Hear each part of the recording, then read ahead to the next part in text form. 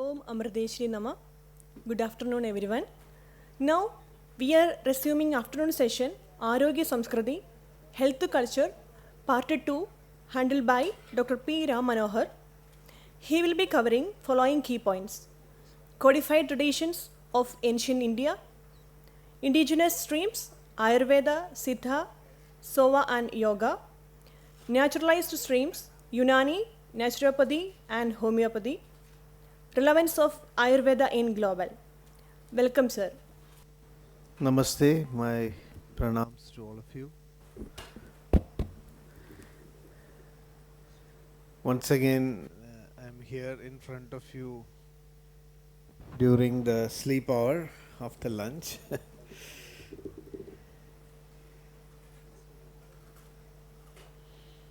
I hope I will be able to keep you awake once more. So, yesterday we discussed about Indian medical heritage as a whole, and especially we looked at the non-codified traditions, folk medicine, tribal medicine. We understood that Indian medical heritage is quite diverse, and Ayurveda is one part of it. Ayurveda represents actually the process of codifying knowledge that is much more widespread and with the community. And we also discovered how these knowledges are also dynamic. They keep evolving. They have innovations, new knowledge is created. But then all this gets filtered, verified, and then incorporated into a more organized corpus of knowledge, what we call as Ayurveda. So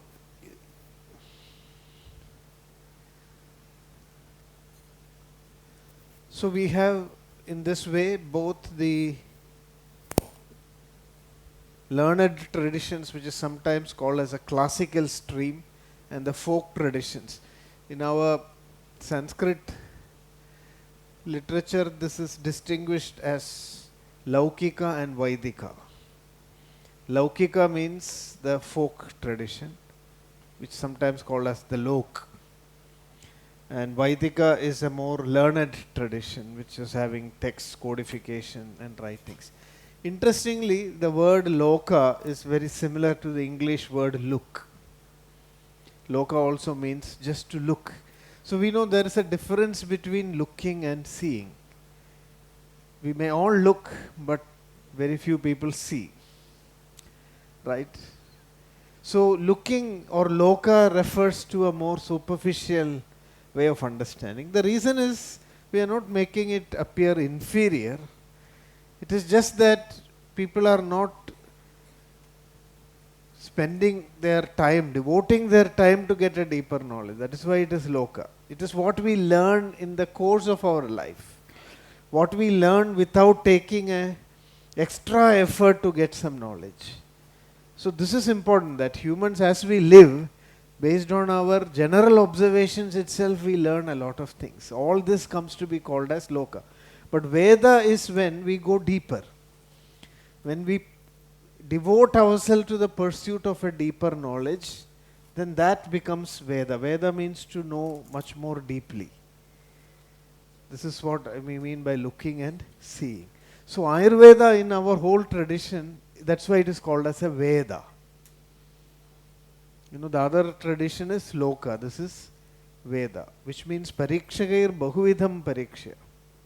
Parikshagai Parikshitaha, Lokanugraha Pravurto, Shastra Vadaha. This is how Charaka Samhita explains what is Aptagamasthavad Vedaha. That is a Parikshagai Parikshitaha, which means many investigators have tried to. Today morning Dr. Rammanohar ji was trying to explain how in Indian systems knowledge had to be verified before it is accepted as valid. People don't just accept things just by faith. There was a whole system of verification. So that is what here we are calling as Parikshagaihi Parikshitaha. Lokanugraha Pravrittaha. Lokanugraha Pravritta means it should be of some benefit to society. Today we are talking about societal benefit. As in our university, Amma Chancellor always says, bringing compassion into research. That this knowledge should be of use for society. So anything which is parikshagai parikshitaha, lokanugraha pravritta, that Shastravada is called as Veda. So Ayurveda is considered to be one of Veda, not in the sense of the Chaturvedas, which is different. Here it is in this sense. And it is distinguished from the Laukik stream. Because in Ayurveda, people are devoting themselves to get deeper knowledge, do more verification. In the Laukika tradition, it's not to blame them. People are not having, because they are living their lives. In that process, they are collecting knowledge. All of them may not have been properly verified. So this continuum, both create a continuum. There is a symbiotic relationship. We cannot say that everything came in the Laukika tradition has come from Ayurveda. And we cannot also say that everything from Ayurveda has come from Laukika tradition. This makes the Indian medical heritage scenario very interesting and complex. There has been a symbiotic relationship between the folk and the classical streams. And this is true worldwide. Yesterday we discussed about the example of vaccination, where a simple folk observation, gave the clue for Edward Jenner to discover smallpox vaccination. Okay, so in the meantime the slides have advanced. I didn't realize that. So the first thing I wanted to discuss today is that this knowledge, if you want to, this is a barrier for most of the people to learn about Ayurveda authentically. We need some knowledge of Sanskrit. This has come as a big obstacle for many people to appreciate what Ayurveda is, and I want to highlight that, because learning Ayurveda through translations can sometimes be very misleading. We do not have really rigorous good translations. Ayurveda can be translated and interpreted, but not really translated word by word. And again, Dr. Ramanathanji was mentioning in the morning about how Vata getting translated into air has completely distorted the understanding of the Ayurvedic theoretical framework. So Sanskrit is a interesting language, and I want to say a few things, that interesting findings that might motivate us to also take the trouble to read a little bit of Sanskrit. Sanskrit is something like, it might look difficult in the beginning, but as we go deeper and deeper, it becomes more and more sweet. Many things are like that. So it was working very well when I started. Now there is again a problem. Is it because of the battery?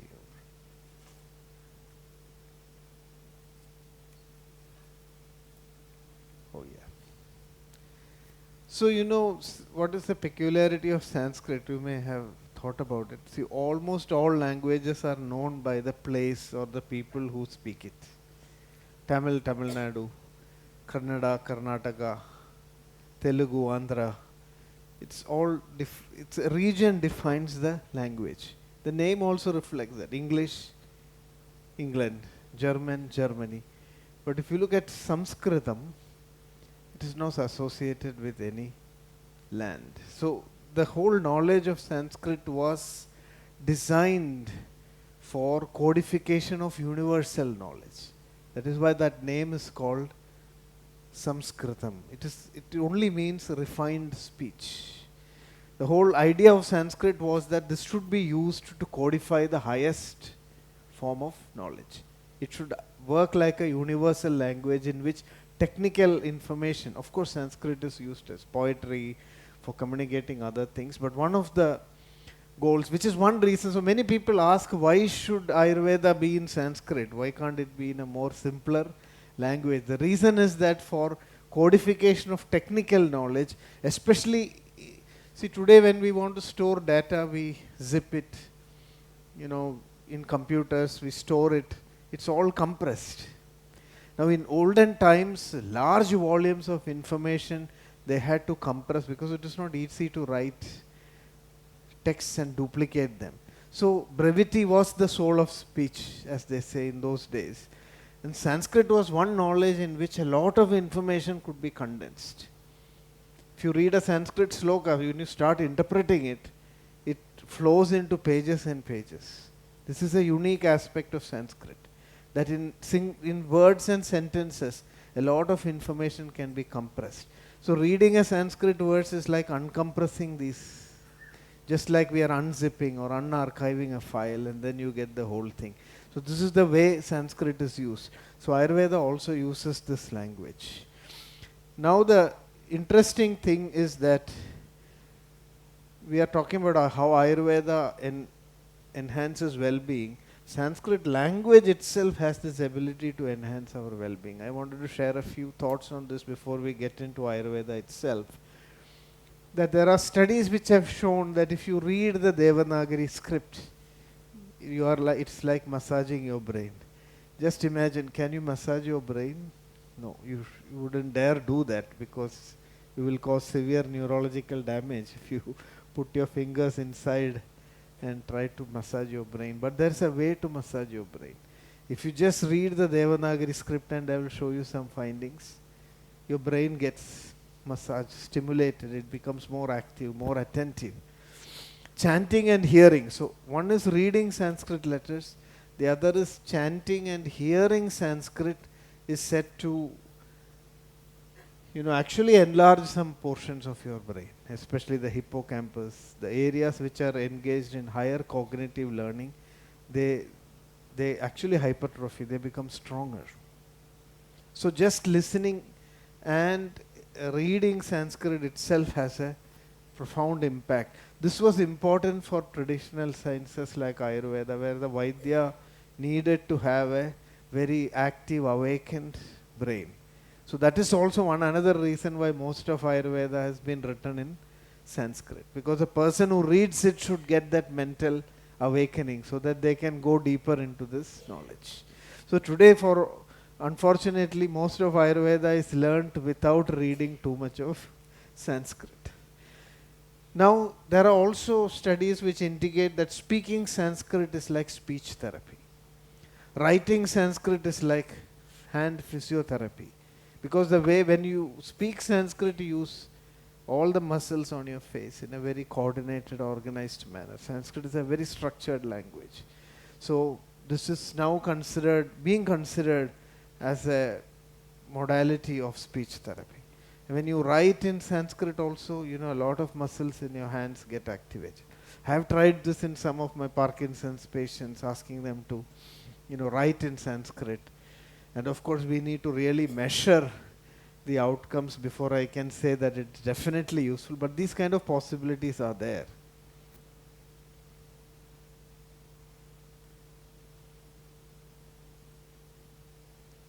No. So this is an interesting study, neural representation of an alpha syllabary. Scientists had two groups of people. One group would read the Devanagari letter. The other would read its English transliteration. Have you heard of transliteration? Where the Sanskrit itself is written in English with all those signs.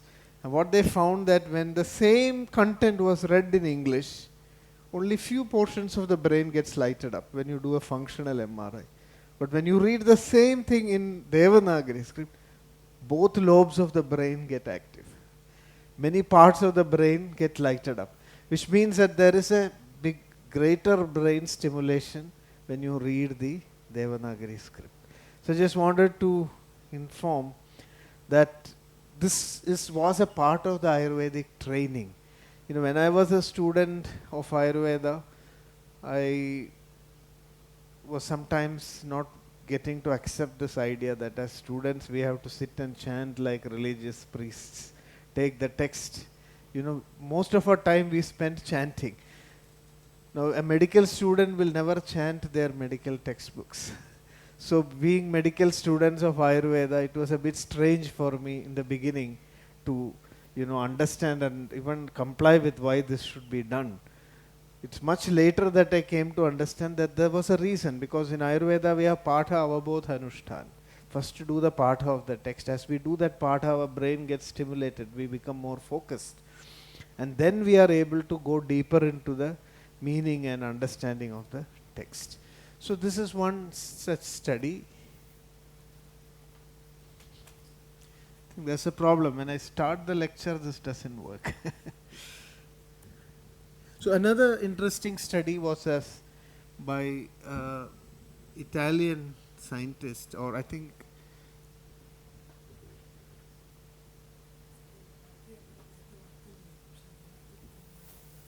അതല്ലേ നേരത്തെ work ചെയ്തിരുന്നത്. Okay, now it is working. Oh, okay. So one was about reading Sanskrit. The second thing is about chanting. There was a scientist, the study was done in Italy in the University of Trento, where they looked at ancient, old Indian priests chanting these mantras continuously, and they had a control group, and they did MRI, and what they found here, as you can see, MRI scans show that memorizing ancient mantras increases the size of brain regions associated with cognitive function. So this whole system was created in such a way that, while you do this whole process, your cognitive functions increase. And through that increased cognitive abilities, you are able to understand a higher level of knowledge.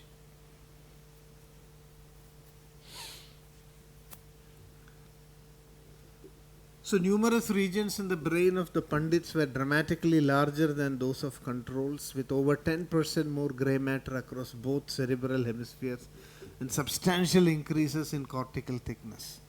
So the right hippocampus of the brain also had grey matter than controls by nearly 75%. So these are visible changes that you can see through modern studies. So the Pandits also showed substantial thickening of right temporal cortex regions that are associated with speech, prosody and voice identity. Today there is a new concept called neuroplasticity. It was earlier believed that our brain is very static, and once something happens we cannot change. But the new idea of neuroplasticity has brought the possibility of rewiring our brain by training, by practice. Even people who have lost their visual cortex, they have found that through training other regions of the brain, rewire themselves and bring back this function. So it's interesting to know that these concepts, without the modern understanding of neuroplasticity, they created methods and techniques where these kind of phenomena were actually put into practice. So now Ayurveda also is interesting. I am very happy that Ayurveda remains to be called as Ayurveda, because many other systems of traditional medicine has gone through this process of translation. It's again known by the region where it is practiced. But Ayurveda has preserved its term, and I think that is a very symbolic thing, because Chinese medicine is known as traditional Chinese medicine, TCM. African medicine is known as traditional African medicine, traditional European medicine. So everywhere traditional Japanese medicine, traditional Korean medicine. But Ayurveda is still now not known as TIM, traditional Indian medicine. The reason is that in India it's a very complex situation. If you call Ayurveda traditional Indian medicine, so many people will come with their swords. There are so many traditional Indian medicine. India shows so much of diversity. Probably that is the reason why this has not been used to denote Ayurveda. But the benefit is that Ayurveda is known as Ayurveda all over the world by its Sanskrit term itself. And this has got a very profound meaning. Just like Sanskrit is universal, it's only a refined language for humanity to codify refined knowledge. Ayurveda is a knowledge of life. So potentially it says wherever there is life, there will be Ayurveda. So it shows, today we are going to also discuss about the global relevance of Ayurveda. And I just wanted to hint that Ayurveda in its name itself has a global outlook. It is not identifying itself with any particular region or country. It is identifying with life itself. So Ayurveda is relevant wherever there is life. And we discussed this yesterday, that Ayurvedic outlook is, our civilization had this outlook, Sarve Bhavantu Sukhina, or Jivema Sharadashatam. Loka samasta sukhino bhavantu. All in the plural. Let everybody, let all life forms, not only human, let everybody achieve well-being. I mean, this is the focus of Ayurveda. So it has got that universal outlook. Now, if you look at the origins, this is one thing where I have engaged in this debate for decades now. What I have understood is that, do you think by making Ayurveda more old, it will become more valuable? I don't know. Because the fact is that we cannot time travel to the distant past. The origins of Ayurveda is lost in antiquity. We cannot see through the mists of time. If you look at Charaka, Sushruta, Samhitas, they are already so evolved, we don't know what their precursors were. So nobody has been able to trace out the first writing on Ayurveda. Charaka Samhita is definitely not the first writing because it got so much evolved. So we are seeing a tradition that has been dynamic and continuously evolving over centuries, that it doesn't make sense to, but it is interesting to know that Ayurveda represents a tradition whose origin we cannot trace. I think that is good enough to appreciate its antiquity. So I would like to start with some experiences. See, I came into Ayurveda accidentally. My father pushed me to study this. I didn't want to study. If I had a choice, I was 15 years old at that time. I wanted to do medicine. So I want to share some experiences which actually, I've always been curious, skeptical also about Ayurveda for a long part of my life, even when I was a student. After SSLC, I was asked to study Ayurveda. And we had a pre-Ayurveda course that disqualified me from trying to attempt for the entrance test or appear for medicine, because to join for medicine you needed to do the pre-degree course. So we had a pre-Ayurveda course, and our institution where this course was started purposefully did this to catch people young and make them not possible to go for modern medicine. So when I started the study of Ayurveda, I was very skeptical. When I first heard of the Tridosha theory, I thought my life is gone. Vata, Pitta, Kapha, and the translations, wind, bile, phlegm. So right from the beginning, I have tried to look at it. I was always curious about whether Ayurveda really works. At one time I had a fight with my father, and then in anger I had also told that I will disprove Ayurveda and make sure that this course is stopped, so that nobody will study this. But somehow, and that is why I came into research. So I wanted to just share a few instances where I did get a chance to test Ayurveda also, in a very challenging way. And one such instance is where I worked earlier. This is the website of the Public Broadcasting Service. It's a PBS broadcasting service in the United States. It's a government, channel, and it is known for investigative journalism, making public aware of, the actual truth of things. So in the United States, Ayurveda was getting a bit popular, and there people were perceiving it also with a lot of doubt. Especially the US government was very concerned that people are exposing themselves to dangerous practices. So they established institutions, they created initiatives to check and test and see whether how much harm Ayurveda can do. And in that process, some investigative journalist of the Washington Post, he was given an assignment. His assignment was to come to India, do an investigative journalistic journey, and come back with some understanding of what Ayurveda is up to, whether how we should educate the US public about whether Ayurveda is safe or dangerous, or whether they should follow it or not. So he came to India, he went to many institutions, and somebody told them to also come to AVP where I was working. I was given the contact. So he went to many places, and they were not satisfied with the agreements with all those institutions. So when he came to our institute, he was telling, see, I have not come here to interview anybody. You may think I'm a journalist, but I want to do a real story. Because interview, I will ask you things, you will tell all hyped up things, and I cannot go and report that. So I want to do actually an experiment. So he said, look at my shoulder. I cannot move it. So this was injured. I was in the army and this was injured 25 years ago. And he can hardly move his hand. Just moves a little. He can with difficulty use it to write. Cannot lift it up. And so he said modern surgeons recommend a prosthetic replacement of the shoulder joint. That they warned him that is attended with so much of risk, nerve injury, he may have continuous pain, so he was so afraid to do that. So he said, now can you do something for my shoulder? If I get some benefit, I will tell to the US public that Ayurveda is helpful. If you cannot do anything, then I will tell that Ayurveda does it work. Actually, I got very excited. I thought it's a good opportunity to test Ayurveda. So, but my institution, everybody should agree. So we went and talked to our head of the institution. So our medical director was just the opposite of me, Dr. K.G. Ravindran. He had so much of faith in Ayurveda that he had no doubt. So he said, what is the problem? We can test, ask him to come. And then this person came. So when he came, we also decided that we'll also teach him a lesson.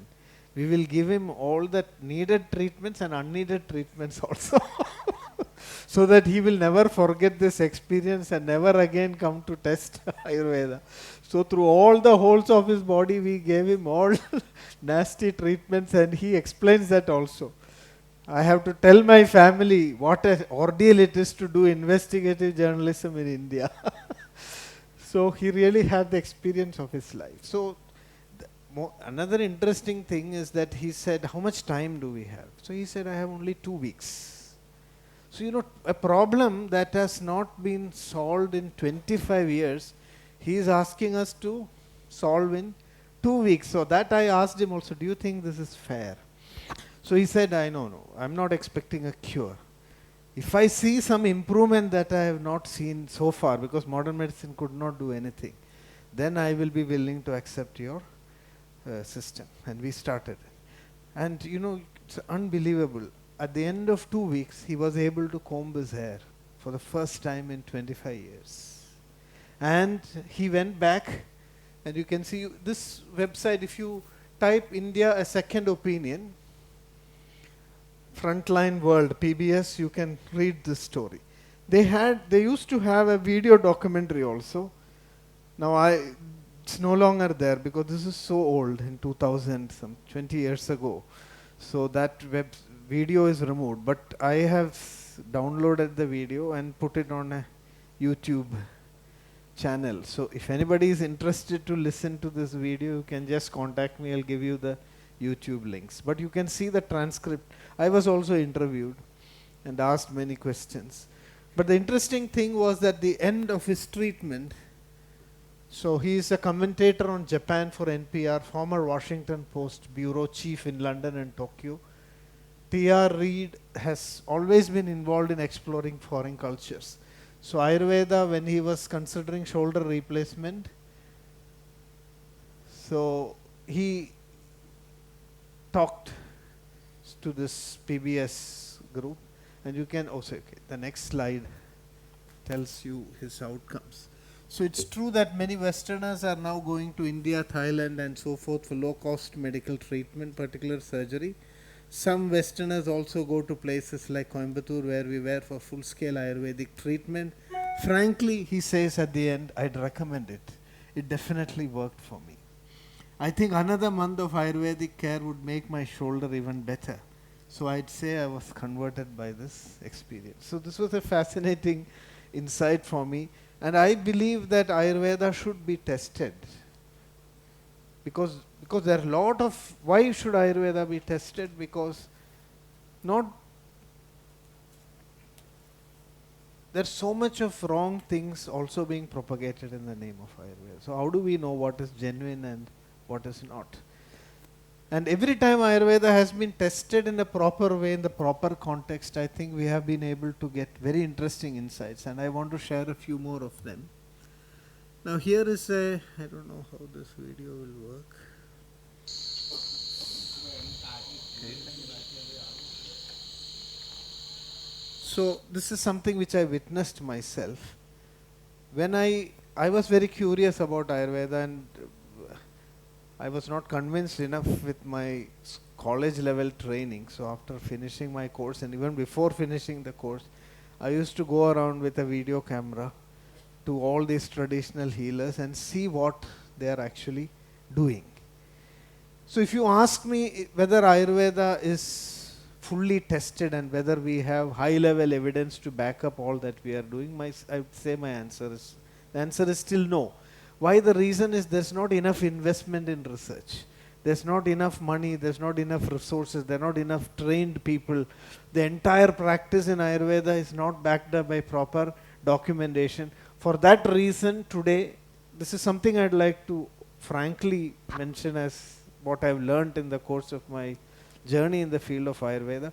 We are not in a position where people can take a decision. This is where I must go for Ayurveda. This is one decision where the public is still confused. We don't have enough knowledge to be able to guide the public so that they can clearly decide, this is the condition where I must go for Ayurveda. This is the condition where I deal. If we are not going to do this, then we are not being answerable to society. There is a lot of confusion. The second thing is what is authentic and what is not authentic in Ayurveda. This is another big public dilemma. A lot of people, I find, they are sometimes favorable, they want to try, but then they get confused at the last moment. Is this the right place to go? Is this the right? So for this reason, we definitely need to create a research ecosystem which will create the knowledge and enable people to take informed decisions in the future. But what I'm going to show you now is that I have seen these snippets of amazing things happening in the field of Ayurveda, which due to limitations of the situation resources could not be explored in greater detail. One of which is my encounter with snake healers. This is about 30 years ago. Today there are hardly any snake poison healers. In that time, modern medical care was still not accessible, and people used to go to traditional healers. So here is a crate bite. You know the crate poisonous snake, which I think is more venomous than the cobra, most venomous snake. So here is a patient. Now the only question here is that I have seen so many such cases. Patients coming, getting, So when you look at Ayurveda, we generally think it is slow acting and how can it work in a condition like poisoning. Now let's have a look at what is happening. This is a patient being treated. I have condensed this I think about 54 minutes it takes for this whole process to happen. I have condensed it into just 1 minute 15 seconds.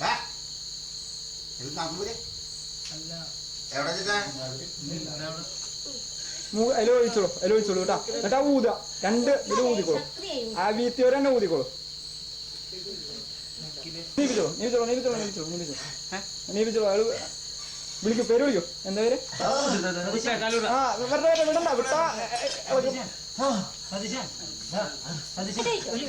വിട്ടോളോ വിട്ടോളോ, ഇനി വിട്ടോളോ, അങ്ങനെ ഒന്നുകൂടി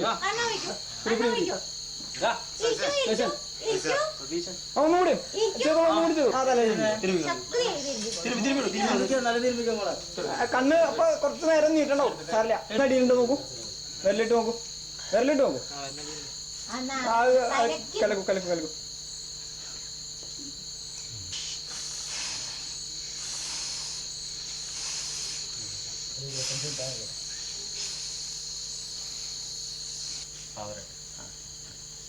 കുറഞ്ഞില്ലേ? ഇപ്പൊ കുറഞ്ഞില്ലേ എല്ലാം? അപ്പൊ നാളെ ആവാട്ടാ, നാളെ വരും. So this is a case of a person who gets revived in about 54 minutes. You have seen he's not able to sit because muscle paralysis. He cannot hold his head, and he was collapsing. The whole sequence was filmed. That takes about 54 minutes. We have just shown it in the span of 1 minute 15 seconds. So what these doctors are doing, what intrigued me most was, now contrast this, what would have happened if the patient was taken to a modern clinic. He would be immediately put into the ICU, and then you will not see that person for the next 48 hours. Is it not? So here that patient is going back home, and this whole treatment is happening in the courtyard of the physician. They had a system where when a snake bite comes, all the neighbors would come immediately. They were the people who assisted.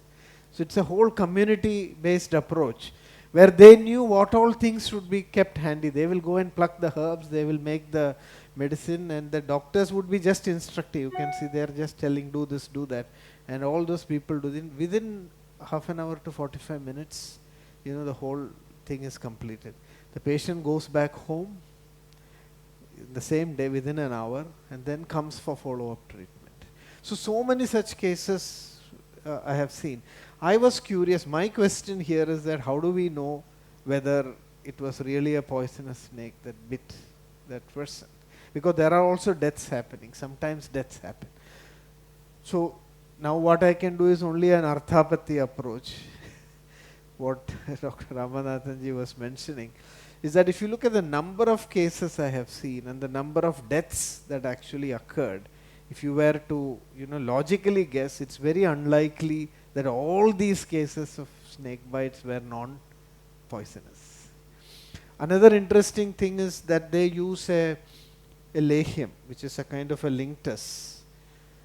So when the patient comes, they first, to revive the patient, they will do nasyam and anjanam, blow very strong medicines into the nostril. That is what was being done in this case. Then apply it in the eyes. After that, that patient revives, he gets consciousness. Then they are made to drink this Vishahari Lehyam.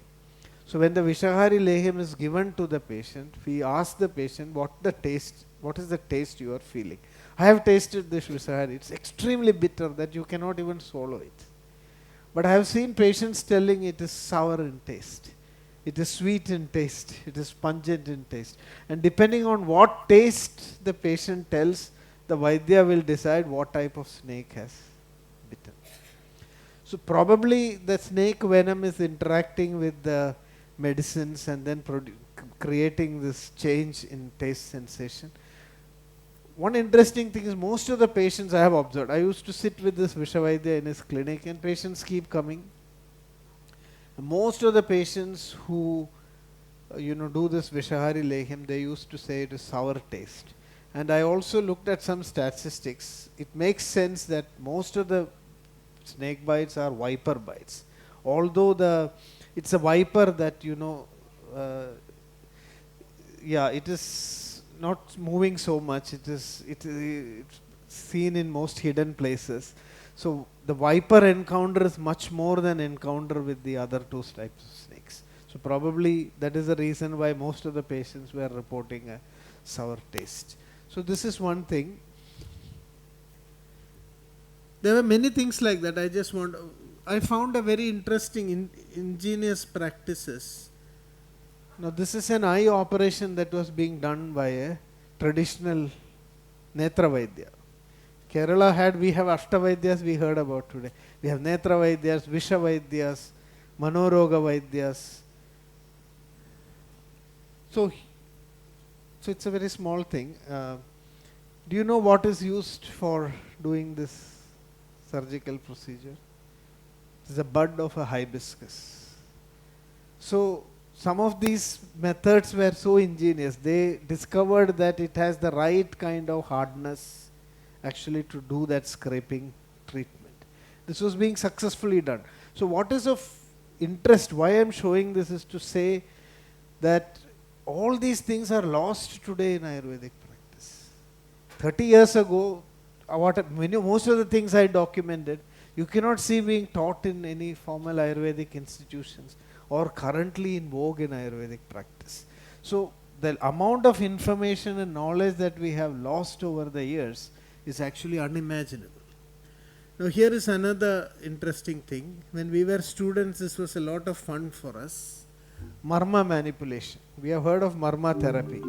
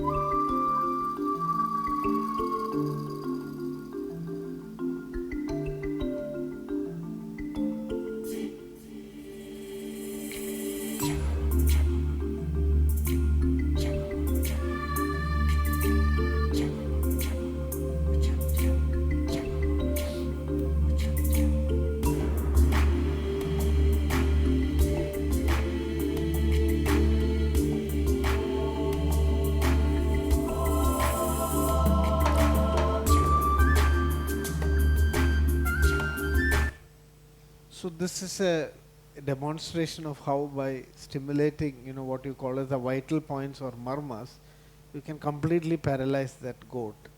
And then by using the counter points, that goat is revived. So he is not willing to demonstrate it on humans because of ethical issues and other. But what he was telling us that the same thing can be done on human beings also, and that this was used in therapy, this was used to do surgeries where in certain regions of the body you could completely stop the sensation.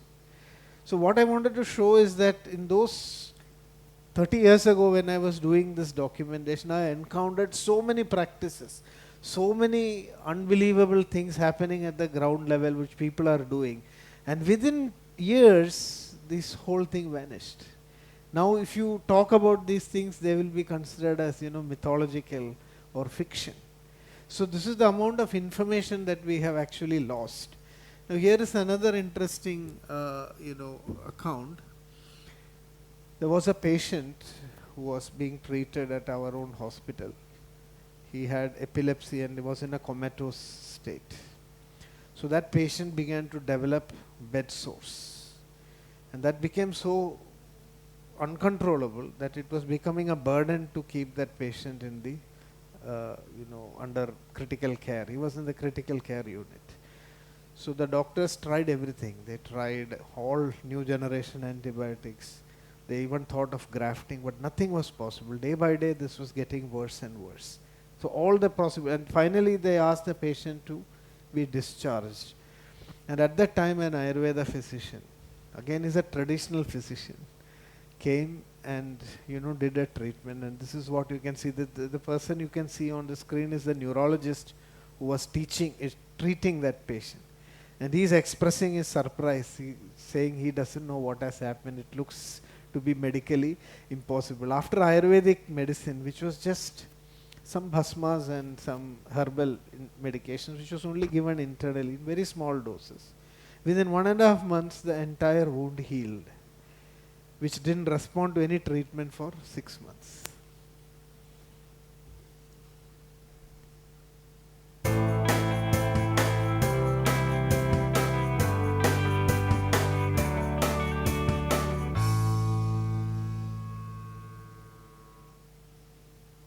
I am Dr. Hariprasad, a neurologist working in Amrita Institute of Medical Science and Research Center, Kochi. I am going to tell about patient Mr. Ravindran. Mr. Ravindran is a 45-year-old man. He is suffering from a chronic neurodegenerative disorder. The exact diagnosis is still not clear. Initially he presented with progressive cognitive decline, refractory seizures, and dystonia and chorea, and for the last 3 to 4 years he is bedridden and almost in vegetative state. We have done extensive workup including the genetic screening like TNR sequencing, and still the diagnosis is not clear. But his seizures are fairly under control with antiepileptics, and his movement disorders are also under control. And now he continues to be in vegetative state. Depends on the cultural sensitivity. Many times we change the antibiotics, and yet the ulcer continues to grow in bigger size, and always there will be foul smelling discharge from the ulcer with a deep, thick, yellowish slough. So after almost trying for 6 months, we lost hope for controlling this bed sore from our system of management, and the economic burden caused by the care of this bed sore was so enormous for the relatives. So patient was discharged from our primary care. The patient was sent back to their home, and from the house patient was seen by an Ayurvedic physician, and he started his own mode of treatment. And I am very frank to give my exact opinion that after his treatment, around about 1 to 1.5 months, the bed sore really started reducing in the size. Healthy granulation tissue has grown, the foul smelling discharges disappeared, and the yellowish slough also has gone. And now the width of the ulcer as well as the depth of the ulcer is significantly reduced. So, can you be a little more specific about the changes in terms of, I mean, there are many wounds on the patient's body. Yeah. So, I mean, what exactly are the changes? I mean, is it one, I mean, the pus discharge has been reduced, and then the granulation tissue has grown up. Yeah. So, would you say it is really now brought under control? Well, he has got 3 ulcers. The ulcer on the right side of the gluteal region is fairly under control, and there is no discharge. Only healthy dry granulation tissue is there. Has it reduced in size? Yeah, it has significantly reduced in size, and the skin also actually started growing from the sides. There is no doubt about that. About that bigger ulcer, of course, previously there are a lot of discharges. Pus used to ooze out from that very, very foul-smelling pus. That has significantly come down, but it is not as healthy and dry as that ulcer on the right side. So, I mean, normally, is this an expected outcome? I mean, medically, I mean, from the point of view of modern medicine, what would have been the prognosis? Actually, from modern medicine, we consulted with general surgeons, and even they consulted with the plastic surgeons, and almost all of them opined that even a flap surgery is out of question here because of his extensive wound, and skin transplant was out of the question. Yeah. They said even the skin grafting is out of the question, because always when we do the cultural sensitivity, it is always used to be positive, and almost the bone is seen. All the sacral bones were seen. So they said now that bones are not visible. Yeah, bone is not visible now. Normally, I mean, because there's always this attitude, I mean, that there are also conditions which might get cured by factors other than medicine. And Ayurvedic treatment most often gets dismissed as spontaneous remission. That's true. Or self-limiting. Would you say that this condition would fall under any of those categories of spontaneous remission or self-limiting? As far as this wound is concerned, I am really surprised. I never expect that this much a remarkable difference will be. I am basically a person very much skeptical about Ayurvedic medicine. But after seeing this, I am really confused. That's what I say. I don't know what has happened. But he has given only internal medication. He has given only internal medicine. There has been no dressing. Yeah, no dressing, nothing. But are you continuing modern medications for that? We are the basic dressing what we used to do in the hospital. We are doing like cleaning with the betadine and applying this metrogel gel and dressing. That's all. The patient is not on any antibiotics. No, not on any antibiotics. Only the Vaidyas. Yeah, only Vaidyas treatment. So this is, I mean, I'm just showing a few snippets here and there to show that what was happening at the ground level and how a lot of this knowledge is already getting eroded. And what is the importance? If you want to really salvage Ayurveda and bring it for public benefit, I mean, there has to be more rigorous documentation, more rigorous evaluation. No, he's just confused.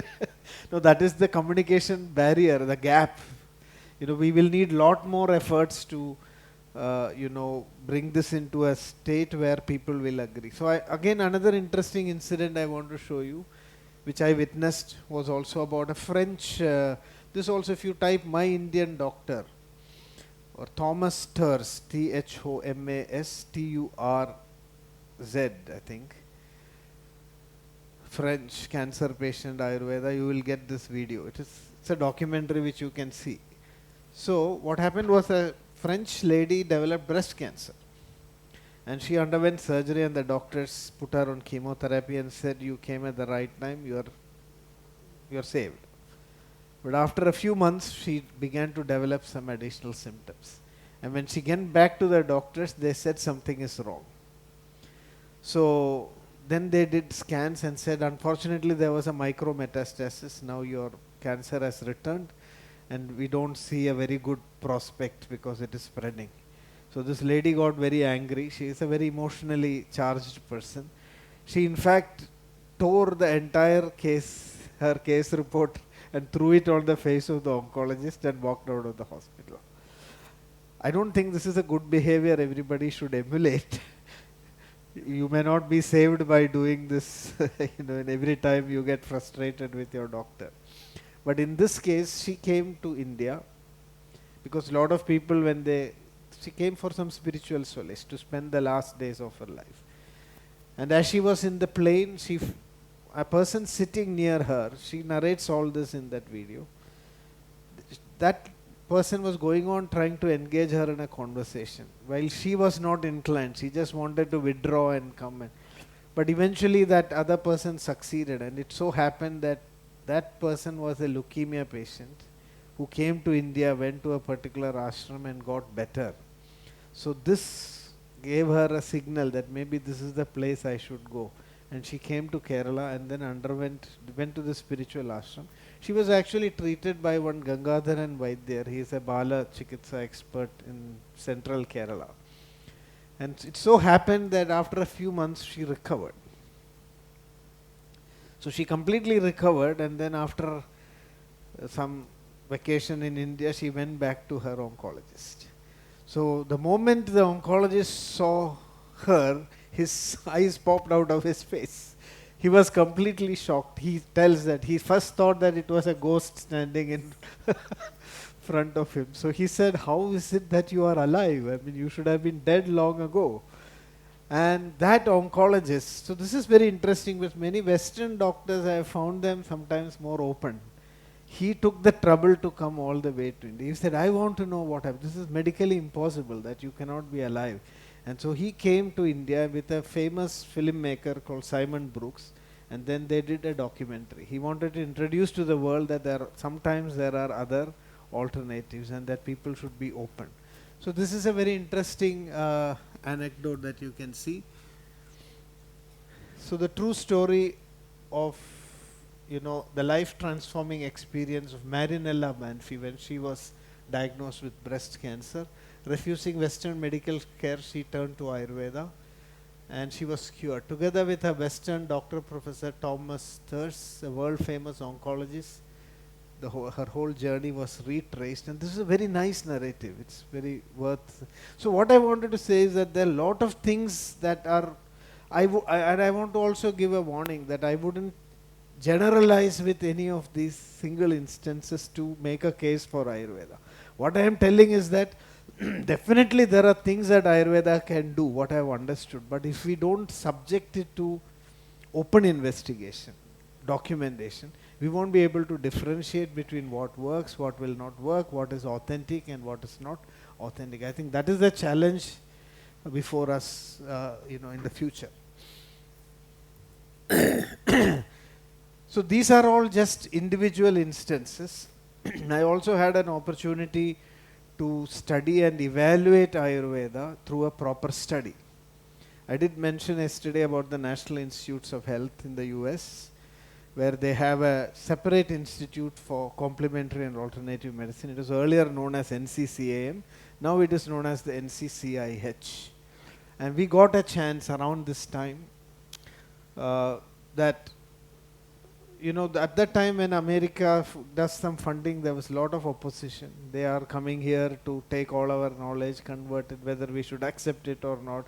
For about 2 years, our project was stalled because the government did not give the clearance. But eventually, it got cleared, and we had the opportunity to involve a very eminent rheumatologist from the UCLA, the University of California, Los Angeles, to involve in this. The idea was to see whether Ayurvedic medicine can give relief in rheumatoid arthritis.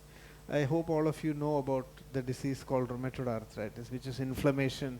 It's an autoimmune disease where your joints get inflamed, you get crippled, and it's a very painful and disabling disease. So we did a study, and what I wanted to show is that, most of the time Ayurveda is studied in the wrong way.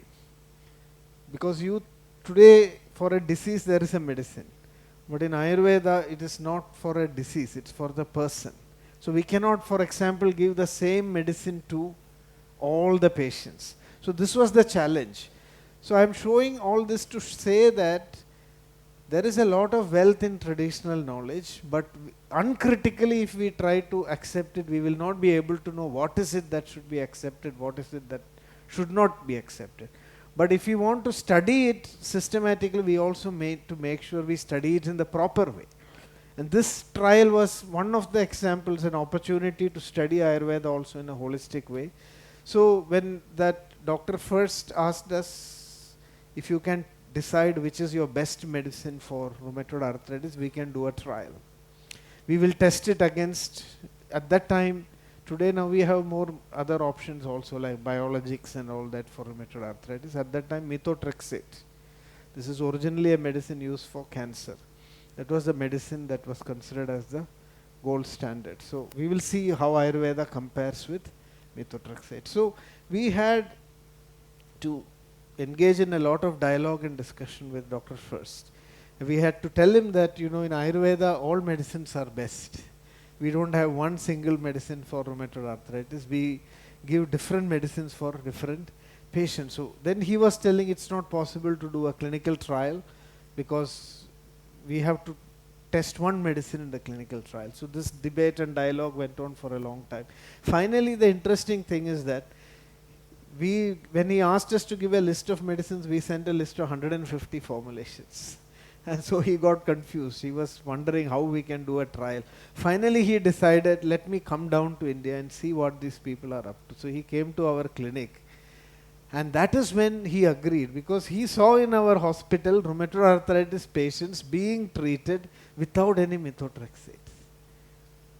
And then he said, this looks like you are up to something, let us do this trial. And for the first time in a clinical trial, for example, funded by an agency like NIH, it's not possible to modify protocols. They are very, very rigid and strict. But in our study, it was allowed for us to give individualized treatment to each patient. Now, I want to cut this long story short.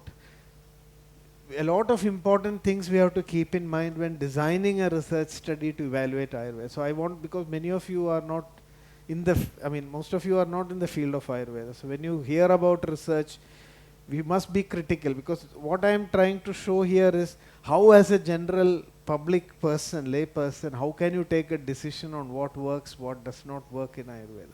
Even when you look at research in Ayurveda, we have to be critical whether the right method of research has been applied or not.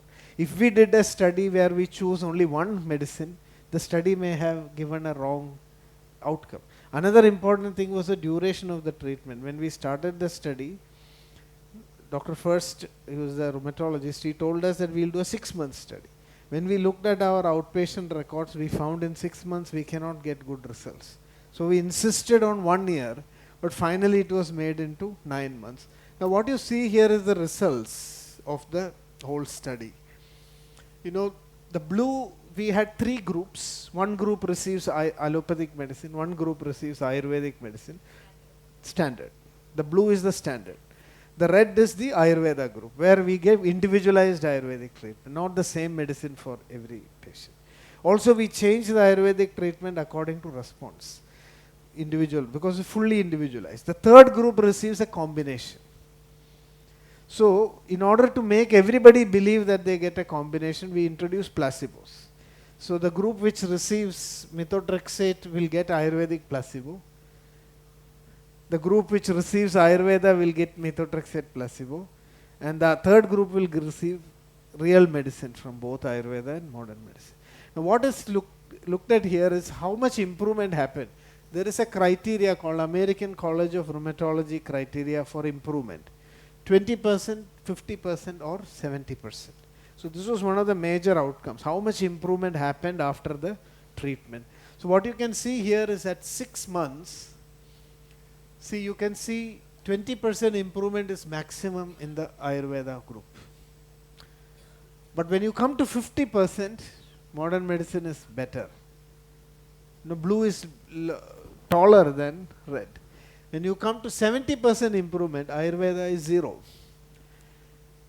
Modern medicine was. So, if we had stopped the trial at 6 months, the conclusion would have been that Ayurveda can give only mild improvement in rheumatoid arthritis. But when we designed the study, we decided we will look at 9 months. So, you can see what happened at 9 months. Can you see the difference? At 9 months, Ayurveda is standing high in all the 3 categories. The number of patients who got 20% improvement was 100%. The number of patients who got 50% improvement is almost neck to neck with modern. And the number of people who got 70% improvement was the highest in the Ayurvedic group. So we need to also study Ayurveda correctly, then only we will be able to know how and whether, how it works. So this process is actually going on. Now this study was also accepted, it got well received, it got an award from the European Society of Integrative Medicine, and a very great critic of complementary and alternative medicine.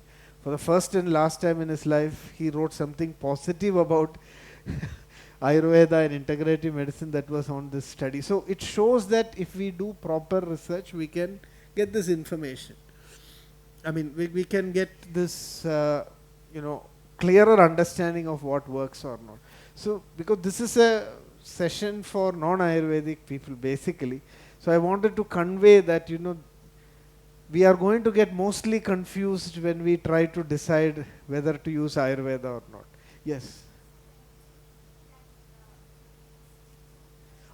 That I didn't mention that. The mixed group was the worst. So please be very, very careful when you mix Ayurveda and modern medicine. The mixed group had the highest number of side effects. And they had the lowest improvement in efficacy, which means Ayurvedic and allopathic medicines were interfering with each other. And the lowest side effects was in the Ayurveda only group, and methotrexate group is known to have some side effects, but those side effects were compounded in the combination group. So this brings us to so these are all public concerns, that's why I showed all these things. See, we may see one nice interesting case happening and many people will think that this is Ayurveda is the solution. It may not always be true.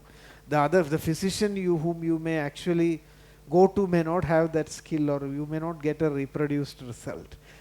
So there is a knowledge gap, and if we don't address this knowledge gap, we won't be able to present Ayurveda in such a way that the public can take informed decisions. I think that is a challenge for the future. So we have to be a little cautious. So I hope I answered your question. Now there are many other interesting studies which Ayurveda, see, these are all concepts of where Ayurveda works for diseases, but one of the most important aspects of Ayurveda is wellness. Bringing quality of life, because today the biggest challenge is that due to with the help of modern medicine has made so much of advances in critical care that people are not dying so easily. So the old age population is on the rise. But there is also a big concern that as we age, we are increasing only lifespan but not health span. So people are not aging in a healthy manner, and a lot of old age diseases are on the rise, cognitive impairment, comorbidities. So if you look along with the climate change, there is a prediction that heat tolerance, heat can also be a big problem for old people. And we can anticipate a global epidemic of deaths just due to global warming. So this is very frightening prospect for the future. So there are studies which show that this is a very important aspect in Ayurveda also. I want to show a few fine studies. Happy people live longer. And this is something which we have just forgotten. We don't know how to be happy. It's very difficult to extract a smile from a person today. So I want to just show how some studies are there. See, have you heard of this Greek philosophy called hedonism and eudaimonism? No.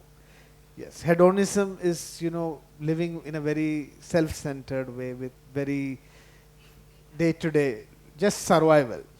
Whereas eudaimonism is when you have a higher goal or a higher purpose in life. So scientists, so this is a very interesting aspect of Ayurveda. Ayurveda says sukha samjnakam arogyam.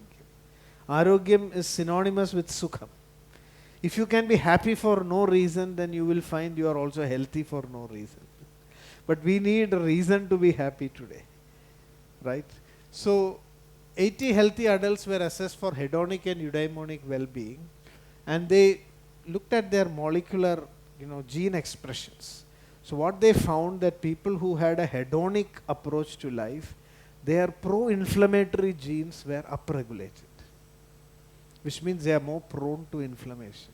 Now this is very interesting because in Ayurveda, the very definition of Ayurveda is hitahitam sukham dukkham ayustasya hitahitam manam cha tacha yatroktam Ayurveda suchyate. Hitamayu, ahitamayu, sukhamayu, dukkhamayu. If you look at it, this whole spectrum of eudaimonism and hedonism is brought in there. Living for a higher purpose, hitamayu, is what Ayurveda encourages, which brings you longevity. Now, many of these philosophical concepts are also being verified through modern scientific studies. So, another study, this was done in the United States. It's a 6-day Ayurvedic based well-being program where people did vegetarian diet, meditation, yoga and massages. And then they looked at a set of blood-based metabolites associated with inflammation, cardiovascular disease risk and cholesterol regulation. So what has been found is that if you follow this Ayurvedic diet and lifestyle, our entire metabolic markers are undergoing a transformative change. So this is again talking about not see, when you think about Ayurveda, we are again thinking of one formulation or one intervention. But Ayurveda is more about a complete way of life. So why I am showing all this, it's also a bit disturbing to see that these studies are again being initiated in the West. And then we are rediscovering, because in India we are not doing any of such studies, diet studies. I don't know if you know, there has been a very interesting trial called the direct trial. Anybody heard of that? No. It is a study on diabetes. So how can you, is diabetes reversible? So this is a study done in UK, and what they found is that by weight loss and by lifestyle, it is possible to reverse diabetes. You can bring diabetes into remission. The conclusion of the study is that if you get diabetic and if you start medications, it's very likely that you will be diabetic for life. Whereas if you bring about a change in your diet and lifestyle, within 1 year, 50% of the subjects entered into remission from diabetes. And at 2 years, 75% of the people achieved remission. So medicine and treatment is not just about, swallowing pills, doing high-tech interventions. It's also about bringing lifestyle and other changes. And this is something which Ayurveda has been emphasizing, but now all these findings are coming from modern studies. They're not led by Ayurveda. There has been a series of studies funded by Prime Minister's Office, Government of India, and I want to give a quick summary of that. This is very interesting because these kind of studies are needed, where Ayurvedic community, modern research institutions were all brought together. And this was funded by the Prime Minister's Office. There is a Ayurvedic formulation called Amalaki Rasayana. According to Ayurveda, Amalaki, Amla, or what we call Nellika, is one of the best medicines for slowing down aging. And so MS Valyathan, I don't know, have you all heard of MS Valyathan, Professor? He's a great cardiovascular surgeon. He was at Sri Chitra Tirunal Institute. So his idea was to see whether Ayurvedic theories have some scientific basis. So he found that Amalaki Rasayana and Rasa Sindhura is again a Ayurvedic medicine, which we use some of these heavy metals also as medicines. So there was a study by MS Valyathan and team to see whether Rasa Sindhura is safe. At the first level of study, it has been found that Rasa Sindhura undergoes certain transformations, physical, not just chemical transformations, which make it actually potentially more safe. But further studies are needed to establish this.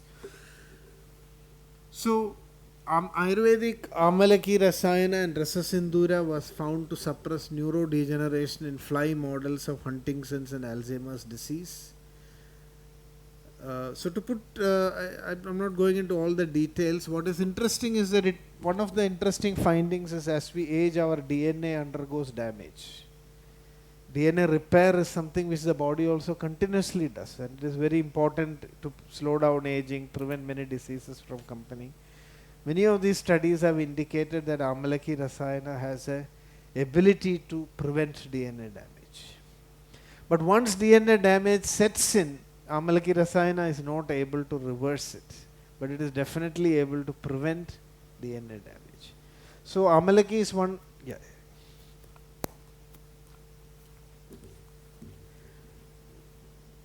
There are other studies. I don't know if you have heard of the Ayurvedic concept of Prakriti. That every individual has a particular constitution, that we are all different from each other. This is an interesting theory in Ayurveda. We all know that we are all made of the same ingredients, right? But we are configured differently. Each person is unique according to Ayurveda. Just like our fingerprint is unique, each individual is unique. So Ayurveda tries to, when we do a diagnosis or a treatment, we not only look at the disease, but we also look at the person. So this was also studied by M.S. Valyathan and his group, and they have found some initial, biomolecular markers which seem to indicate that this concept of Prakriti may also be scientifically valid. So these are some of the background information I wanted to highlight. So what is the summary of what I discussed is that Ayurveda has continued to be a living tradition. There are so many practitioners and so many things have been happening at the ground level which keeps people interested and glued on to Ayurveda. When there is a lot of questioning, skepticism about Ayurveda, suddenly some clinician may do some wonderful treatment, and then again everybody gets interested. This is what has been happening continuously over the last many decades. On the one side we have doctors, lot of criticism saying heavy metal toxicity, this. Then suddenly there will be stories of people getting better. So it has been swinging in both directions.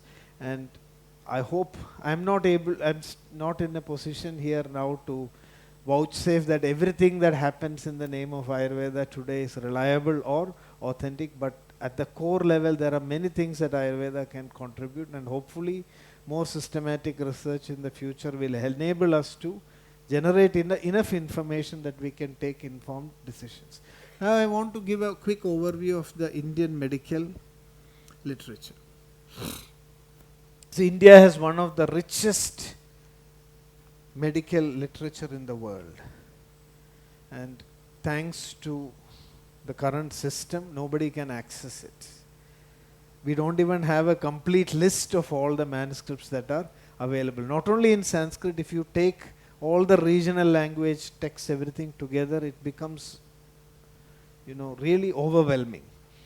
And the kind of we will probably need the help of technology in the future to make sense of all this. It's not humanly possible to even transcribe, translate, and print all these. Now even if you print all of this, one person, this is what Vagbhada told so many thousands of, Pratitantrabhi yoge tu purushayusha samshaya. If you were going to try and read all these manuscripts, your whole life will be gone and you would still not have reached anywhere. That is the volume of the information that is actually available.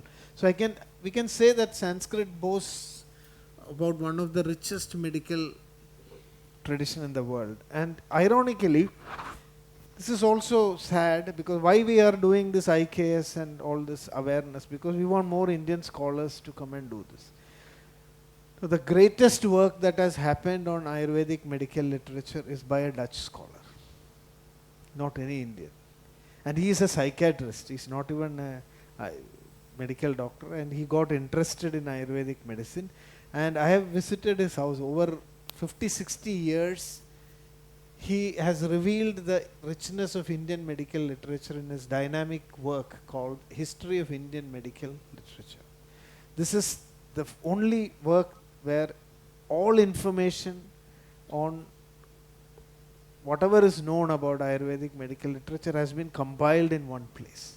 It's an enormous work in 5 volumes. When it was published, it was costing around 40,000 Indian rupees. It's published by a book publisher in Netherlands. So it is sad that this book has still not come into the Ayurvedic curriculum. People are not much aware of it.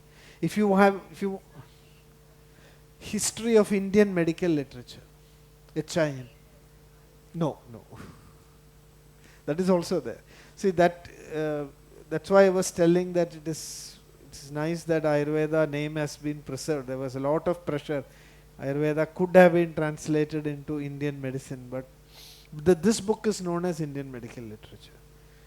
So what is interesting in this book is that we have a list of all the acharyas, all the people who contributed in alphabetical order. All the books according to time frame it's listed, and a summary of what is there in each book. Of course this needs to be further expanded. Whatever was accessible and available, he brought it together in one volume. So he was one of he did a lot of good service to Ayurveda. What he says is that it is particularly fascinating to see that the rate of literary production no way diminished in later periods. Authors in the 16th, 17th and 18th centuries produced a rich and important crop of diverse medical treatises, often describing new diseases, new theories, new treatments, new medicines. So this is by Dominic Vujastic, who was yesterday giving that narrative about the nose reconstruction surgery. So what he says is that there are two common opinions, that post-classical Indian medicine was static and unchanging, and that medical creativity entered a dark age after Vagbhada. But HIML shows that until the 17th, 18th century, Indian medical tradition was very vibrant and dynamic. And if it was allowed to continue, it may have modernized in a way, very different from what is happening now. So this is just a symbolic way to tell the richness of the Indian medical literature. You can see the map of India, and then that is the cross section of a tree where the annular rings are shown, showing time. If we were to place all the manuscripts of India and put it on this map, then you will not be able to see India, because the whole country would be covered across periods.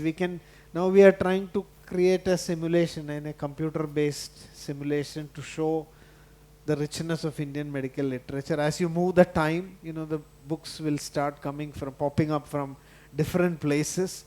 So what is most interesting is to see that the contribution to the development of medical knowledge in India has happened from every nook and corner of the country. At all points of time, new books were created, they were updated. So you can see this is that chronology. So we are now thinking of creating a slider where we will, as you slide across the time period, here on the map the books will keep changing. And then you can see that continuity of the medical. This is completely unheard of in any other medical tradition. And there are so many regional textbooks also which go into more details. There are many clinicians' handbooks, their observations, notes.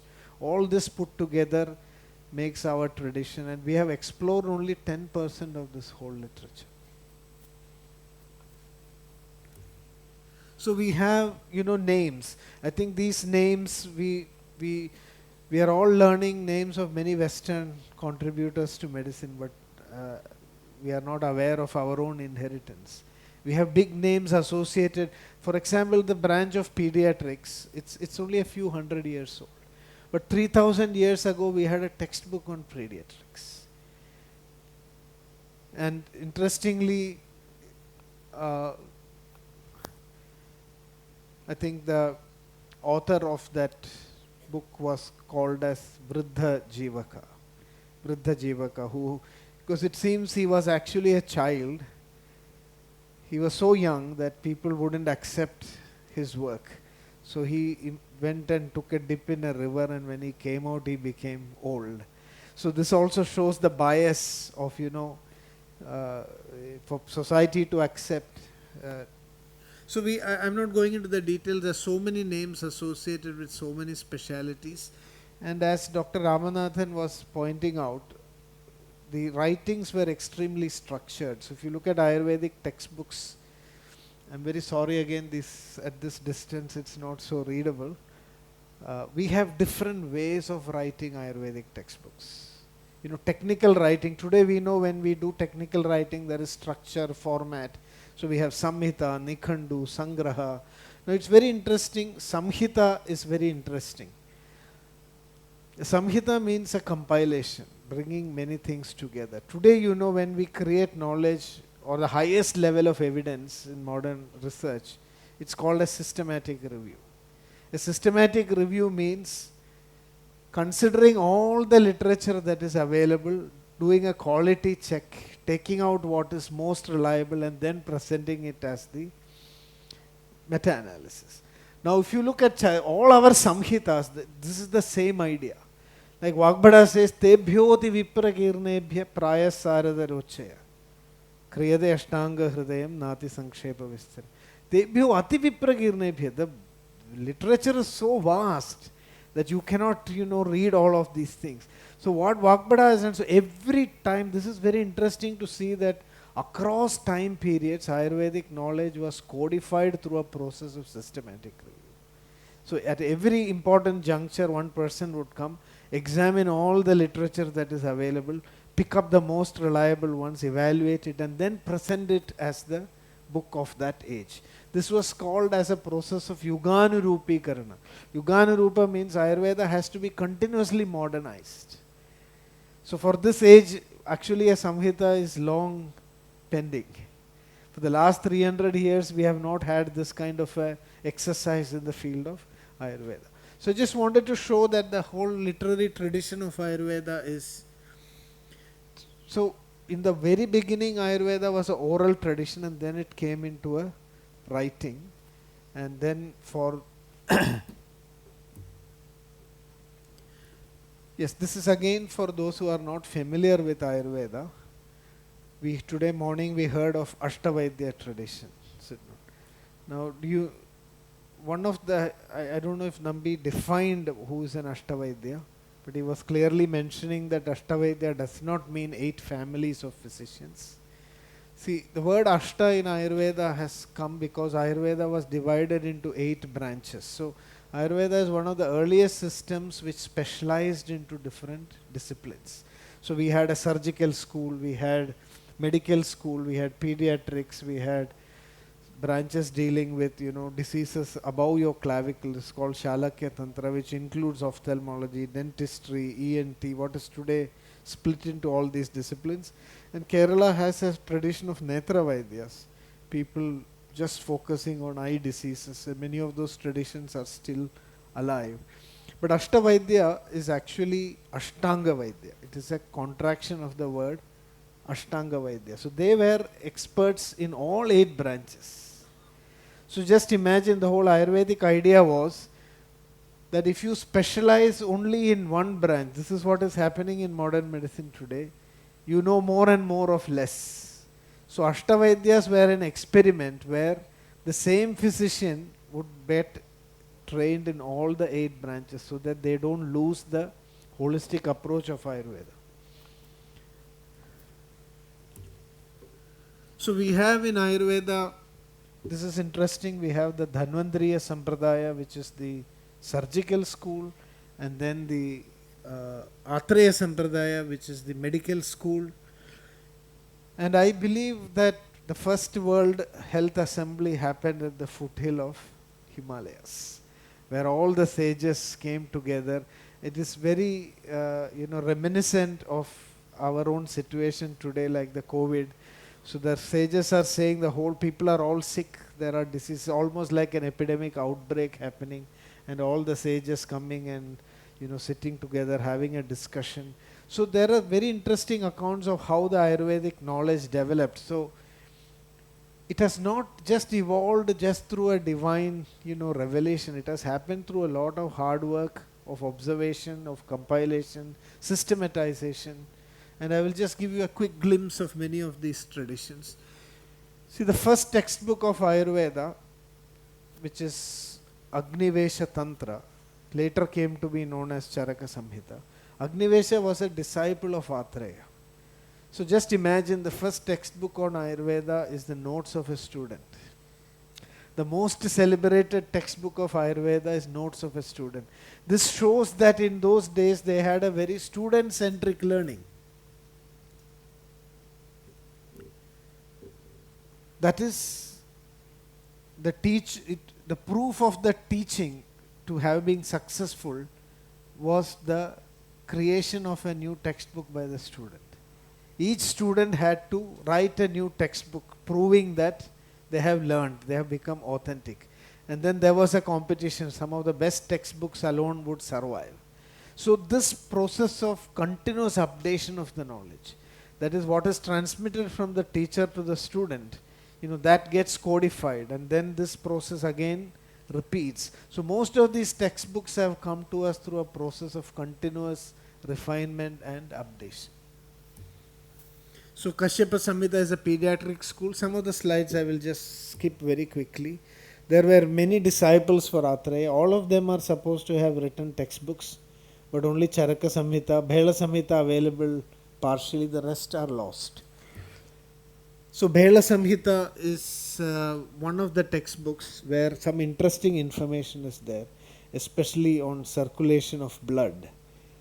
This is one of the earliest medical textbooks. Of course, it's not described exactly in the way that we understand today, but the idea that the blood that moves, and we call it rasa, not rakta, because I don't want to go into the technicalities of that.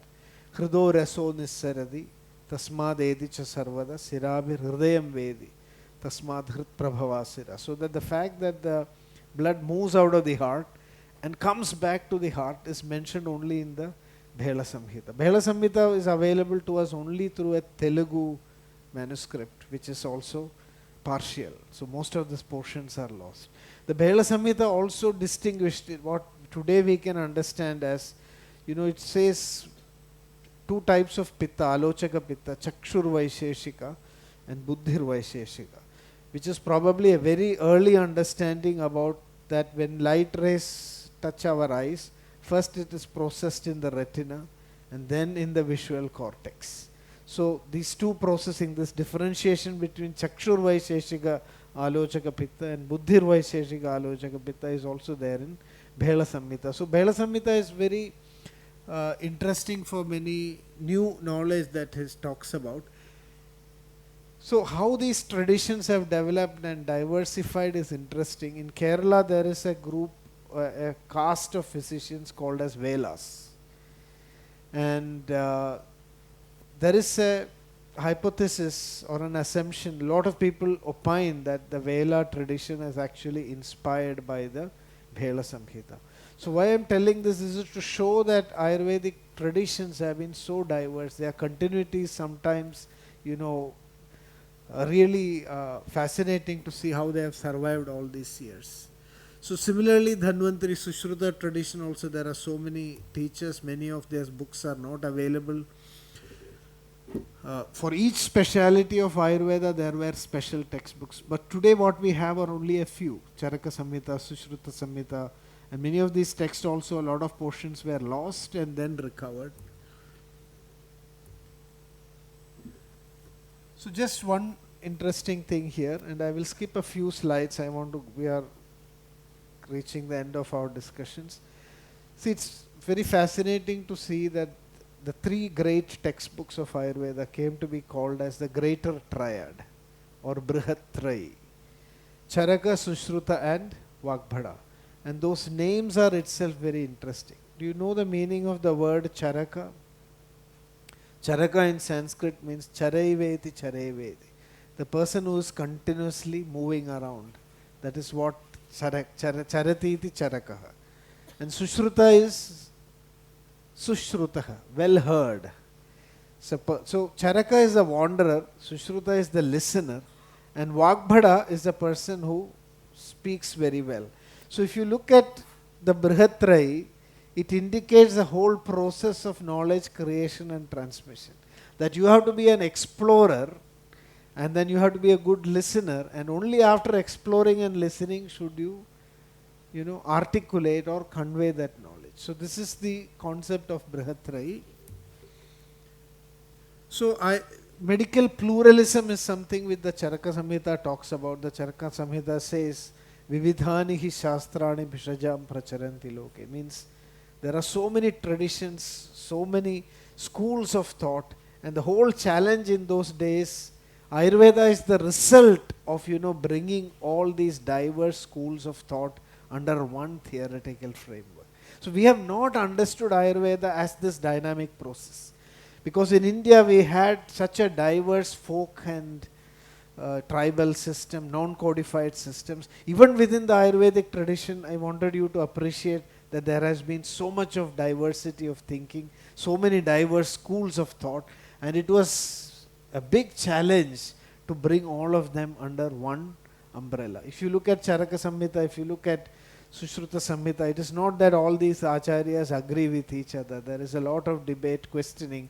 Some chapters in Charaka Samhita are in the form of debates and discussion. They are like summaries of meetings, where each person gives one opinion, then others refute it, then somebody is a moderator who comes and says this seems to be what is more reasonable. So what you can see is it's a great intellectual tradition of medicine that evolved, and at some point of time it got organized and structured into a generalized identity, what we today understand as Ayurveda.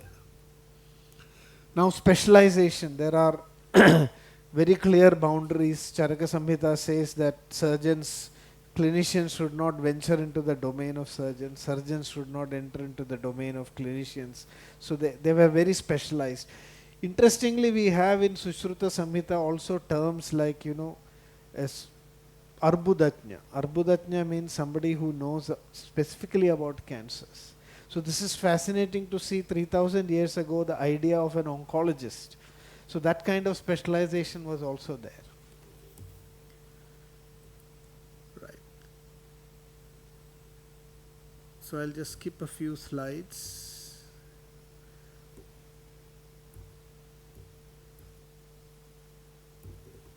Now I want to just highlight on a few misconceptions about Ayurveda. See, many people think that Ayurveda is vegetarian. One misconception.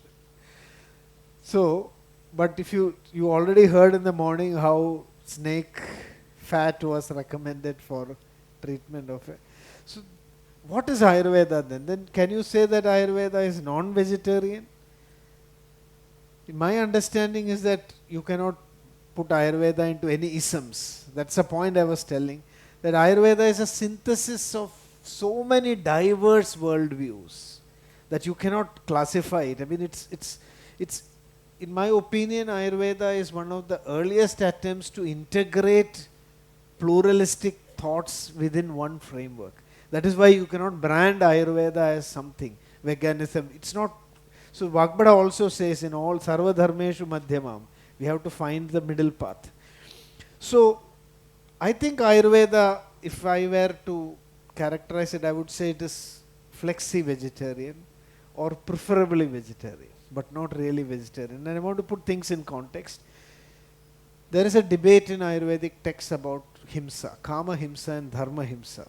So the commentator is raising the question, Ayurveda is for dharma, artha, kama and moksha, but why then in Ayurveda so much of meat is advised? If you look at the Mamsa Varga in Ayurveda, it is like visiting a zoo. You can see all the animals there. Snakes, frogs, lions. Even if you show that today to our wildlife authorities, we will be in jail. All the prohibited animals, everything is described in Ayurveda. So how can you justify this? This is the question. And the commentator Aruna Datta is coming with an interesting discussion. What he says is that dharma himsa and kama himsa are different. Ayurveda is against kama himsa, but not against dharma himsa. So that is what brings us to the question, is eating plants also not himsa? So I want to highlight that. So what Ayurveda tells is that if you are eating for pleasure, then it is kama himsa. If you are eating to sustain your body, then it is called dharma himsa. Because with that body you can do a higher dharma and justify. The whole life is like that. Whatever you are doing now, it's the cost of something. How much you compensate for that with your life, that is the way dharma works. It's not that you can be completely dharmic by not doing any harm. So Chakrapani very clearly said plants too have feelings. If you are eating any food, whether it is plant or animal, which is not required for your nutrition, then it is himsa according to Ayurveda. It's not whether it is animal or plant. Because plants emit ultrasonic popping sounds when stressed. Chakrapani, one of the commentators of Charaka, was the first person to point out that plants have feelings. So while the frequency of these popping sounds is too high for human ears, insects and other mammals, they cannot detect them. But today, using some instruments, scientists have found that plants are also screaming and shrieking. When they are deprived of water, when their stems are cut, plants are crying. Just like animals are crying, we are not hearing them. So if I am cutting a plant unnecessarily just for my pleasure eating, then that is also himsa. So in Ayurveda, we have not differentiated between vegetarian and non-vegetarian. Jivo jivasya jivanam. One form of life is food for another. Food comes from another form of life. So you have to eat very judiciously. That is why in Ayurveda the whole concept is mitahara, hitahara. If you eat mitahara, hitahara, which is eating the food according to your nutritional requirement, then that is what Ayurveda considers as balanced life. It's not whether it is vegetarian or non-vegetarian. So the next thing is Ayurveda is safe. This is another misconception. Charaka Samhita says that there is no absolute safety for any herbs. Nahi kinchit adosha dirgunam guna bhuyastu mato vichintyadam. A lot of people think today that Ayurveda is an option because it is safe. They do self-medication, they take medicines, improperly, and then you have to live with the consequences. No Ayurvedic texts have said that because the label Ayurveda is there, that it is absolutely safe. If improperly used, Ayurvedic medicines can also be unsafe. So my advice is that we have to always consult a good Ayurvedic physician before you decide to self-medicate. Many of the side effects that are reported today, because some controversies are happening, majority of them I did a study and saw are through self-medications, not through proper medical consultation. So Ayurveda need not be always safe. There is also a misconception that Ayurveda is always slow. It is not true.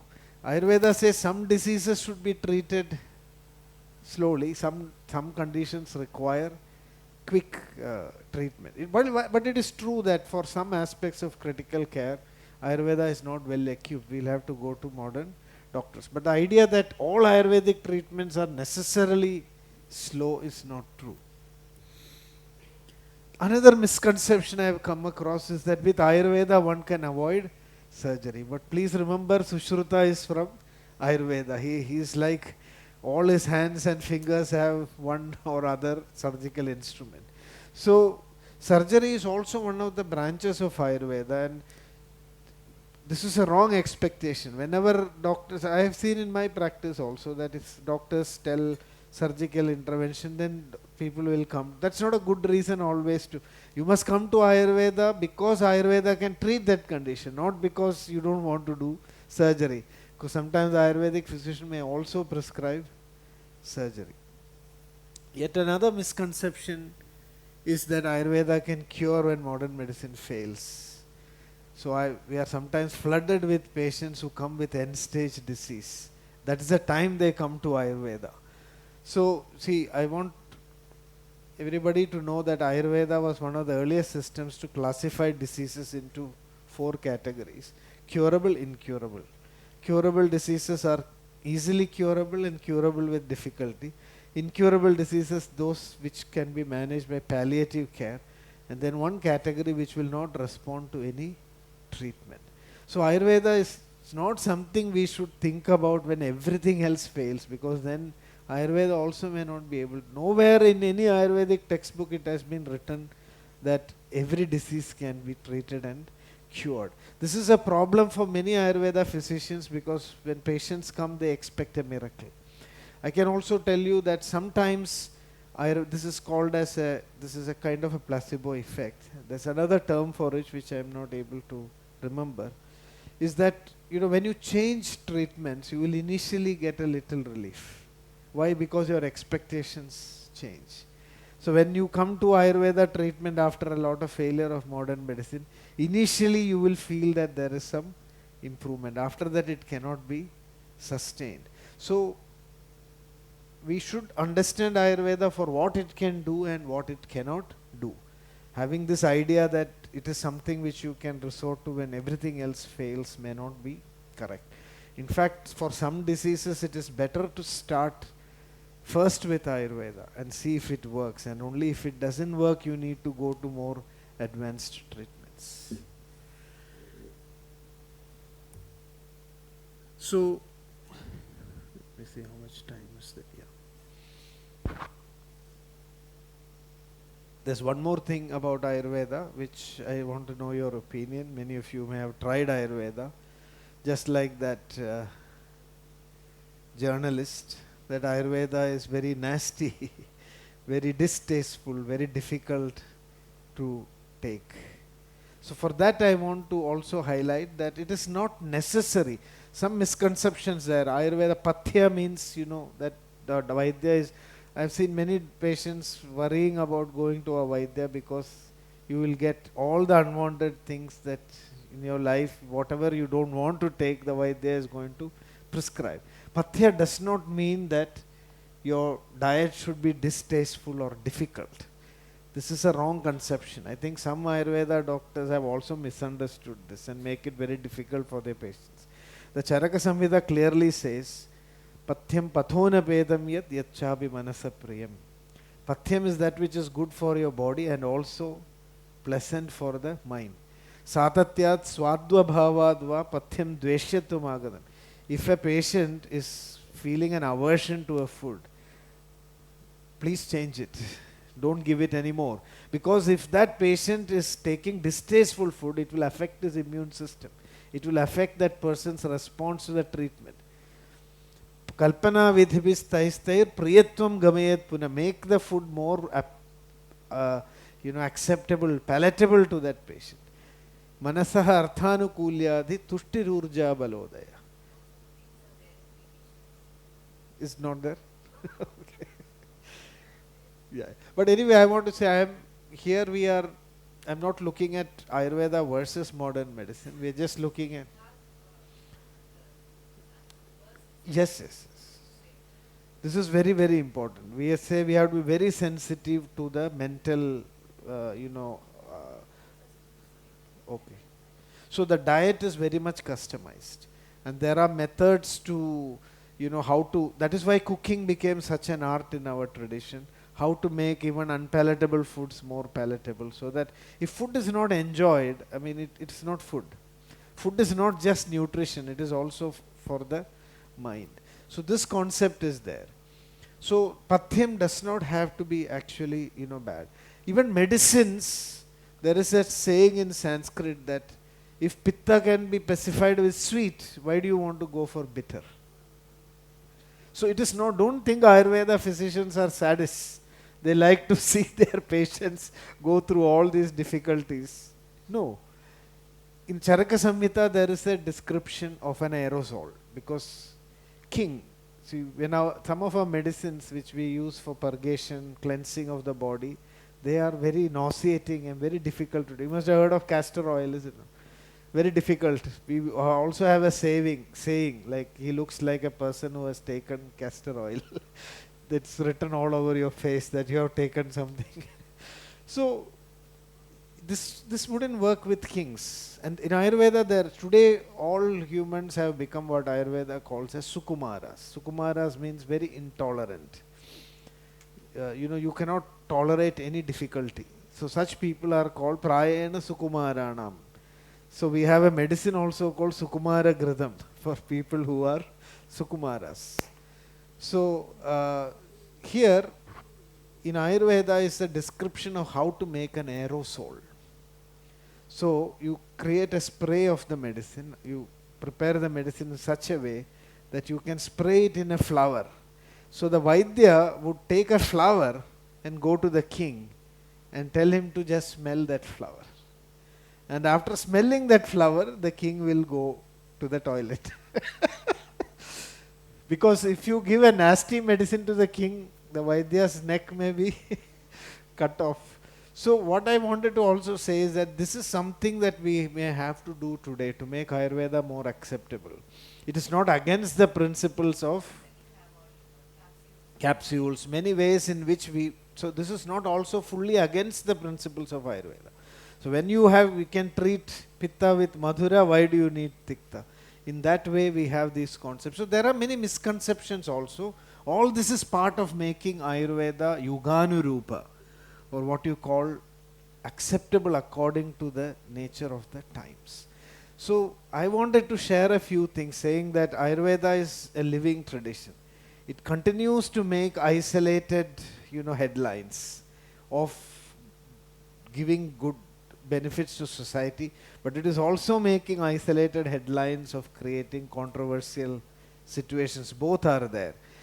And then we have the challenges of a lot of misconceptions about Ayurveda, and then this challenge of how to make Ayurveda acceptable and appropriate for the current, societal requirements.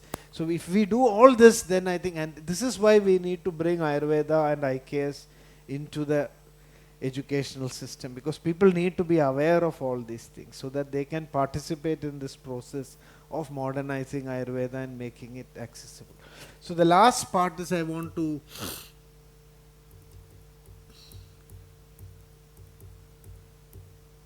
there are many things I'm skipping, but I will mention that very briefly. We know that microbes, today we are so much aware of microbes and the microbiome, the microscopic world. But it is hardly understood that some of the earliest ideas about the existence of microscopic life can be seen in Ayurvedic textbooks.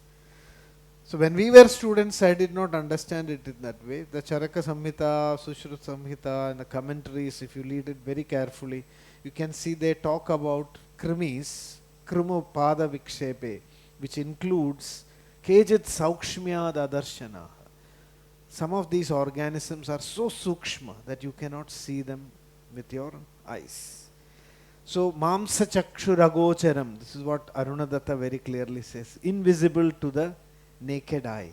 And they are vaikarika, they are causing diseases, or avaikairika. Avaikairika means not causing any disease. And that there are aparisankheya, innumerable numbers, microbes are present in your body. Some of them are vaikarikas and some of them are avaikarikas. This means the earliest ideas and speculations about the microbiome can be traced to Ayurvedic texts. Another thing which I had put in the slide, but I'll quickly summarize, is how genetic diseases were transmitted. Ayurveda distinguished between genetic and congenital diseases. Genetic diseases is when it transmits through genetic material. Congenital is in intrauterine life. And they had a theory that genetic diseases are transmitted by damage to genetic material, which they call as bija, bija bhaga, and bija bhaga avayava. So the Ayurvedic texts say that the entire body is represented in the bija, part by part. So if any part of the representing that organ is affected, that organ will get damaged. This is almost like, genetic anomalies that we are talking about now.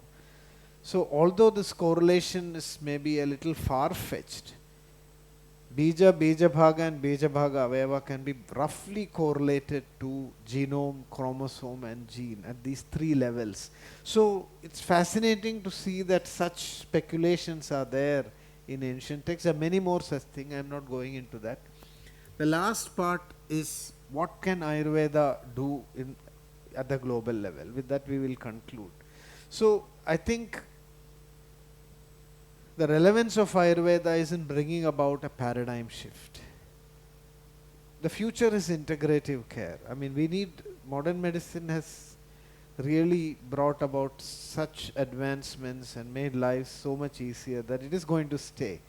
But it has left a lot of gaps also, and Ayurveda could fill many of those gaps. And one of that is to transitioning from a primary disease-centered medical system to a balanced, preventive and personalized treatment healthcare system. And this way we can reduce social disparities in health, have financially more sustainable universal health coverage. This is a paradigm shift. And how can Ayurveda bring about that paradigm shift is what we will look.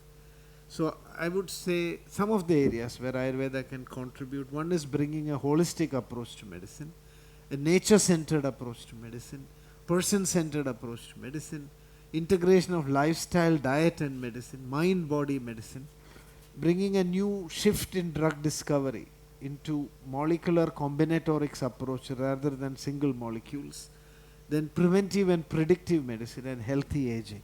I think put together these areas can bring about a big revolution in the future of healthcare.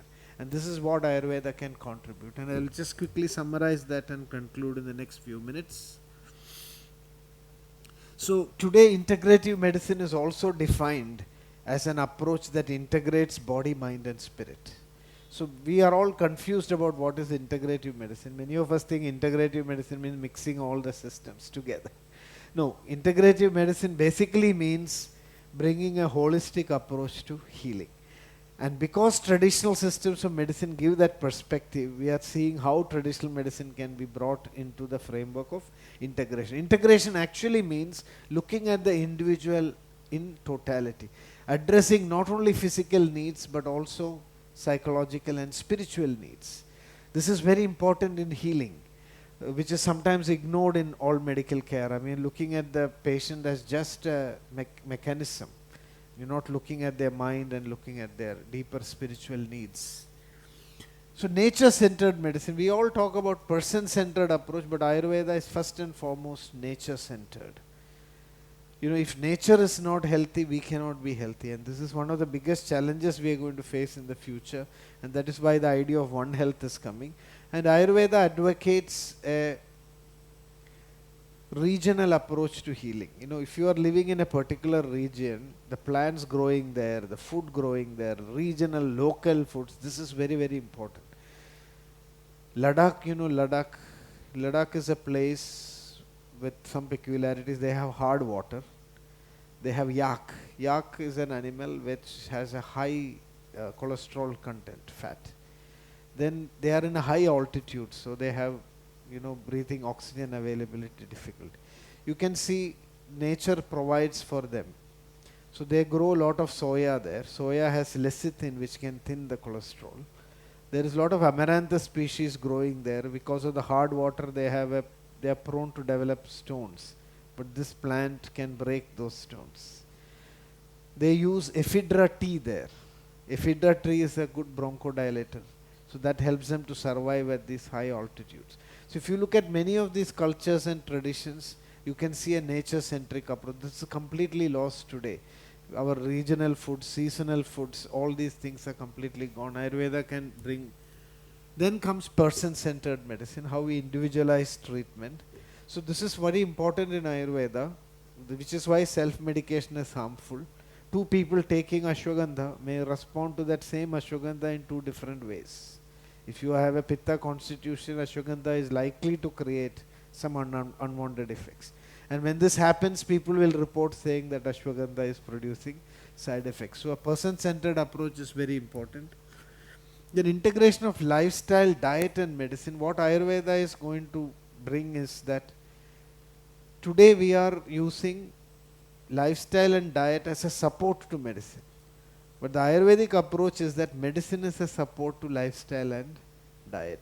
What we really, I don't know if you are aware, 70% of the global mortality and morbidity can be attributed to non-communicable diseases.